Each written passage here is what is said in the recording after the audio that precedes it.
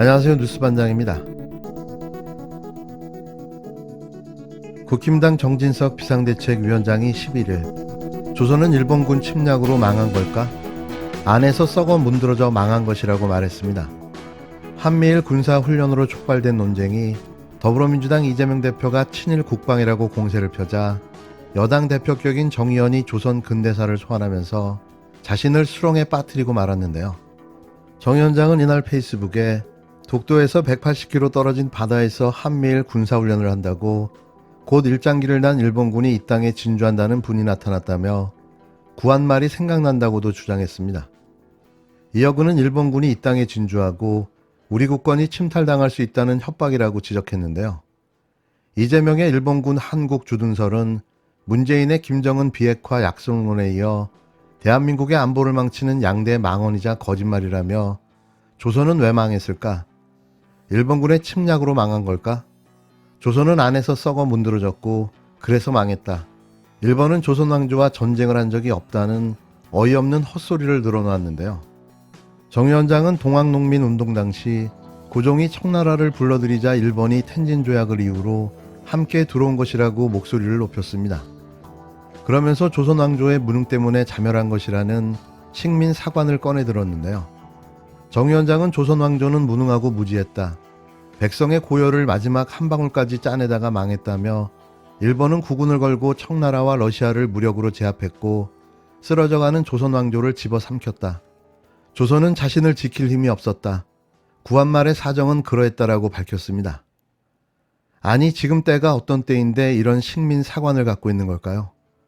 그가 말하는 걸 들으면서도 믿을 수가 없었는데요. 오선의 국회의원의 역사인식 수준이 거의 친일 앞잡이 수준이었습니다. 정진석 비상대책 특별위원장의 발언에 대해서 좀 말씀을 드릴 수밖에 없을 것 같습니다. 정진석 위원장의 발언과 그 안에 담겨있는 이런 인식들이 굉장히 이 일제가 제국주의로 조선 침략을 할 당시에 이 명분 삼았던 굉장히 전형적인 식민사관의 언어입니다. 결코 오늘날 이 대한민국에서 다시금 그런 이 언어가 사용될 거라고 생각지 못했는데요. 이런 제국주의 일제 침략을 정당화했던 이런 이완용 같은 친일 앞잡이들이 이 설파했던 그런 주장들을 이 여당 대표의 입으로 듣게 될 줄이라고는 상상도 하지 못했다, 이렇게 말씀드리고요. 일본 자위대가 아니라 일본 해군이라는 표현에 이 제대로 항의조차 하지 못하는 우리 정부 여당 이 모습을 보면서 이러다가 일본 평화헌법 개정에까지 동의하는 거 아니냐, 이런 우려가 있는 것 또한 사실입니다. 우리 정부가 앞장서서 일본 군대를 인정하고 우리 정부가 앞장서서 한미일 이런 삼각 군사동맹으로 이렇게 가려는 이런 의도를 가진 거 아닌지. 그러면서 정 위원장은 지금의 대한민국은 조선과 체급이 다르다는 점을 부각했는데요. 정 위원장은 미국의 유력 잡지인 US 뉴스 앤 월드 리포트는 10월 7일 펜실바니아대 워튼 스쿨과 공동조사한 2022년 최고위 국가에서 한국의 국력을 세계 6위로 평가했다며 수출액은 세계 7위, 경제규모는 세계 11위다. 한국이 국력에 프랑스와 일본을 제꼈다는 이 낭보를 다룬 한국 언론은 많지 않았다. 믿기지 않아서일까? 믿고 싶지 않아서일까라고 횡설수설됐습니다. 정권을 잡은 지, 대통령으로 취임한 지 불과 4개월 만에 역대급 국가 경제와 국격 추락이 이어지고 있는데요. 현실을 무시한 아무 말 대잔치인 거죠. 정 위원장은 이재명 대표를 향해 경박한 역사인식으로 국민을 현혹시키지 말았으면 한다며 국민께 약속드린다. 대한민국이 주권을 내려놓는 상황이 아니라면 일본군의 한국 주둔은 허용되지 않을 것이라며 목매어 외쳐댔는데요. 이에 대해 민주당 핵심 관계자는 생각이 철학적으로 문제가 있는 것이라며 그러니 아무 생각 없이 일본 군대를 끌어들이는 것이 아니냐. 자꾸 일본을 왜 끌어들이는지 모르겠다고 지적했습니다. 2022년 10월 나는 친일파라고 뻔뻔하게 목소리를 내는 국회의원이 있습니다. 그러니 나라가 이 모양인 거죠. 감사원이 정부 출연기관에 대한 감사를 진행하는 과정에서 감사 대상자들의 민간인 시절 기록까지 광범위하게 수집한 사실이 저희 취재 결과 확인됐습니다. 그 대상 가운데는 지난 문재인 정권에서 임명된 김재남 한국원자력안전재단 이사장도 포함돼 있었는데 김 이사장은 최근 국정감사에서 권성동 국민의힘 의원으로부터 막말과 함께 노골적인 사퇴 압박을 받은 인물입니다. 오직 공직감찰만 할 수 있는 감사원이 민간인 시절 자료까지 수집했다면 위법 소지가 크다는 지적이 나오고 있습니다. 자신들은 문재인 정부 시절 환경부 블랙리스트, 산업부 블랙리스트 사건이라며 박근혜 정부 시절 임명된 산하기관장과 임원들에 대해 사퇴를 종용하고 압박했다는 이유로 징역 2년의 실형과 계속해 수사를 이어가고 있는데요. 대체 이런 자들이 어디 있습니까? 이거야말로 전형적인 내로남불인 거죠. 자신들의 사퇴 압박과 종용은 합법적이고 당연한 거라는 건데요. 정말 후한무치한 대단한 정치 집단입니다. 민주당은 이런 불법적 행위를 지속하고 있는 감사원과 국힘당 의원들에 대해 직권남용으로 고발 조치해야 합니다. 그게 정의를 구현하는 일이 될 테니 말이죠.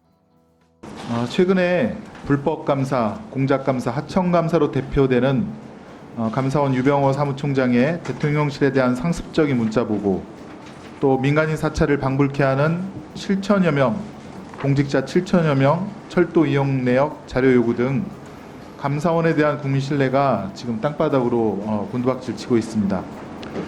가히 헌법에 규정된 감사원의 정치적 중립과 존립의 근거를 흔드는 국기문란, 헌정유린 사건입니다.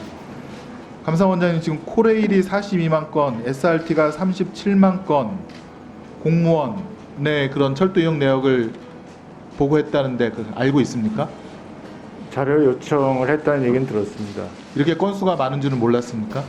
뭐 최근에 이게 좀 언론에 나오고 난 다음에 제가 건수까지는 주체로 보고는 못 받았고요. 그 중에 이 공직자니만 민간인 시절의 자료가 상당히 포함된 것으로 알고 있는데 그것이 몇천 건인지 몇만 건인지 알고 있습니까? 아마 임원들, 현직 임원들을 상대로, 임직원들을 상대로 해서 선별해서 요구청을 한 것 같은데요. 자, 그러면 계속 질의하겠습니다. 이게 철도만 그런 줄 알았더니 지금 법무부에다가는 출입국 관리 내역을 갖다가 다 보내라고 했고, 또 국세청에다가는 공직자의 강연료 등 기타 소득이 얼마인지 그 내역을 다 내라고 요구했고, 또 질병관리청에는 이 굉장히 그 내밀한 개인정보인데 의료정보, 코로나 감염 여부, 감염 시기 뭐 이런 것들을 갖다가 다 내라고 요구를 했다고 합니다. 그리고 그 기관들은 제출을 했다고 합니다. 자, 어떻습니까? 이 세 기관에 대해서 자료 요청해서 받았습니까? 제가 지금 말씀하신 세세한 내용까지 이제 구체적으로 보고를 받지 못했고요. 원장님, 그럼 이거 보고받지 못하면 이거 누가 했다는 겁니까? 이건 권한 위임이 저희들이 돼 있어서요. 그 구체적인 감사 자료 제출 자, 다시 요구는 물을게요. 부서장 법무부에다가 책임하에 이렇게 출입국관리, 하도록 돼 있습니다. 국세청의 강연료, 그다음에 질병관리청의 개인 질병 내역 받았습니까? 못 받았습니까? 지금 뒤에 돌아봐서 확인할 수 없습니까? 자료 제출 여부 확인해 줄 수 있으면 얘기 좀 해주시죠. 이렇게 은밀하게 이루어지는 겁니까? 감사원 내에서도 누가 했는지 그걸 갖다가 모르고 있는 겁니까? 이게 부서장 책임하에 자료 제출을 하기 때문에요. 자, 그러면 대상자 공직자 7,000명 똑같습니까? 7,131명에 대해서 국세청 자료, 또 출입국 관리 자료, 질병 자료 다 요청했습니까? 그러니까 지금 말씀하시는 게 지금 7천여 명 그 처음에 보도 난 거는 제가 이 국감 준비하는 과정에서 자, 이 세 건에 대해서도 확인을 했는데요. 7,000명 다 요청을 했습니까? 네? 어려운 질문 아니지 않습니까? 세 건. 국세청, 법무부, 질병관리청에 이 7,000명 자료 다 요구했습니까? 7,000명에 대해서. 일단 그걸 확인을 해서 말씀드리겠습니다. 좋습니다. 예. 이거 왜 요청한 겁니까? 이게 왜 아마 필요합니까? 각각의 목적이 좀 틀릴 거라고 봅니다. 그러니까 뭐 근태를 확인하기 위해서 하는 지금 이거 목적도 전 있고요. 정부에서 임명한 공공기관 간부들, 임직원들 예컨대 코로나 감염됐는데 바깥으로 그 시기에 돌아다닌 사실이 있는지, 또 쓸데없는 해외 출장이라든가 이런 거 허점 잡아서 쫓아내려고 하는 거 아닙니까? 그렇지 않습니다. 지금 어떤 특정 기관장을 염두에 두고 한 게 아니고요. 좋아요. 특정 기관장이 저희들이- 아니면 그렇다 하더라도 7,000명을 이렇게 무차별적으로 포괄적으로 개인정보 특히 의료 질병 기록 같은 것들을 이렇게 다 요구하는 게 개인정보보호법 위반은 아닙니까? 아마 개인정보보호법 위반이 안 되도록 아마 그걸 감안해서 요구했을 것으로 지금 원장님, 생각이 듭니다. 주민번호라든가 이게 다 들어가 있고 이것들을 갖다가 다 공유해서 감사원에서는 다 알고 있다는데 이게 개인정보보호법 위반이 아니라고요? 그러니까 저희들이 주민번호 전체가 들어갔는데 감사 목적, 감사원법에 감사 목적을 위해서 좋습니다. 그럼 여기 공공기관들한테 받는 경우도 있습니다. 동의는 받았습니까? 네? 공공기관 요 대상자들한테 동의는 받았습니까? 구체적인 그 세부 사항은 제가 지금 동의는 파악이 안 된 받았습니까? 상태에서 안 받았죠. 알아보고서는 이런 거 했다고 말씀드리겠습니다. 통지는 했습니까? 지금 검찰도 금융거래 내역 뒤지면 몇 주 후에 통지하도록 되어 있는데 통지는 해줬습니까? 당신 정보를 이마이만해서 우리가 요청을 했다라고 통지를 해줬습니까? 사후 통지는? 위원님 궁금해하시는 거는 제가 지금 구체적인 내용을 좀 파악해서 오후에 다음 질의시간에 정확하게 이게 지금 민간인 말씀드리도록 사찰이라고 해서 하겠습니다. MBC에 보도가 되고 지금 나라 전체가 지금 난리인데 이걸 갖다 아직도 파악 MBC 못했다는 보도된 거는 거에 대해서는 제가 말이 보고를 안 된다고 생각을 받았는데요. 합니다.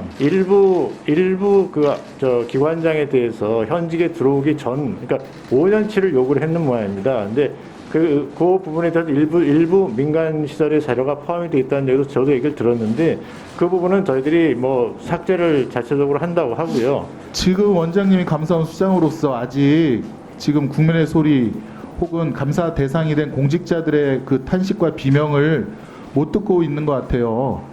예? 7천여 명의 공직자들을 이렇게 국세청 내역, 그다음에 질병 내역, 그다음에 기타 소득 내역, 그다음에 열차 이용 내역, 또 뭐가 더 있을지 모르겠습니다.